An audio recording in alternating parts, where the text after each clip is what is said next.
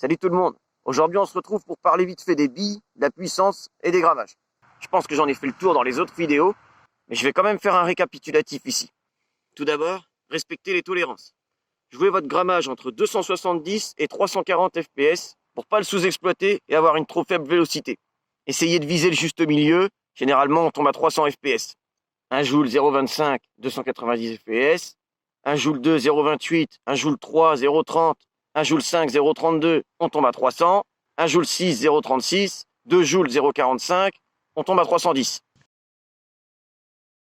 Donc, on va choisir notre grammage et notre puissance en fonction de, premièrement, nos distances de tir majoritaires.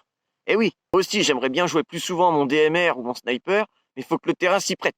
Ça sert à rien que je le sorte si je peux pas majoritairement tirer de 50 à 80, 90 mètres. Parce qu'en dessous, honnêtement, autant que je prenne une réplique d'assaut, plus compacte, plus maniable, et qui fait moins mal aux copains. De toute façon, je vais avoir aucun gain en portée, ni en précision, ni en vélocité. Et deuxièmement, la vélocité pour des tirs à longue portée. Autrement dit, des longues shots à plus de 50 mètres avec une faible latence. Parce qu'une bille plus lourde tirée à la même puissance qu'une bille plus légère, dans les bonnes conditions bien sûr, ira plus loin, environ 1 mètre pour 1 gramme de plus, et plus vite dans son dernier quart, voire son dernier tiers, avec une inertie plus stable vis-à-vis des perturbations. Vous pouvez revenir sur les références que j'ai dit précédemment, ou sinon, pour un DMR, je vous conseille de la 0,36 à 40, et pour un sniper, de la 0,43 à 48. Troisièmement, en fonction du temps. Et oui les gars, on peut choisir son grammage en fonction du temps.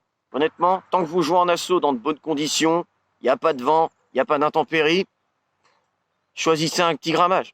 0,28, 0,30, ça fait très bien le taf. Ça sert à rien d'aller chercher plus loin.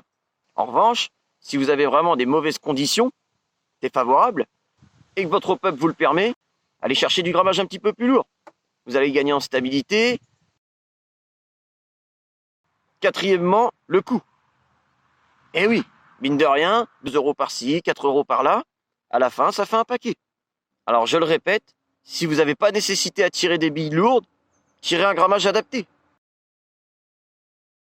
Maintenant, on va s'arrêter vite fait sur la marque et la qualité. Honnêtement, aujourd'hui, il y a plein de marques qui font des billes, qui font le taf. Moi, ce que je vous recommande, c'est les JS Tactical. C'est le meilleur rapport qualité-prix que j'ai trouvé. Et ensuite, sinon, je pars sur des ATM. Il y a plein d'autres marques qui font le taf aussi, mais souvent, elles sont plus chères et je vois pas le gain. Un dernier point que je veux souligner, c'est la couleur des billes. Alors aujourd'hui, et depuis bien une décennie, c'est plus à la mode d'avoir des billes de couleur et c'est bien dommage parce que ça permet d'apporter une furtivité. J'espère que les fabricants vont se remettre à fabriquer des billes bio de couleur parce qu'aujourd'hui on n'en trouve qu'une seule référence, c'est chez G&G, des grises en 0,33 grammes, elles sont très chères. Donc voilà, j'aimerais bien qu'on revoie un petit peu des billes tan, noires, qu'on puisse avoir un gros gain de furtivité sur nos tirs. Voilà les gars, je crois que j'ai fait le tour du sujet et on se dit pour un suivant. À plus!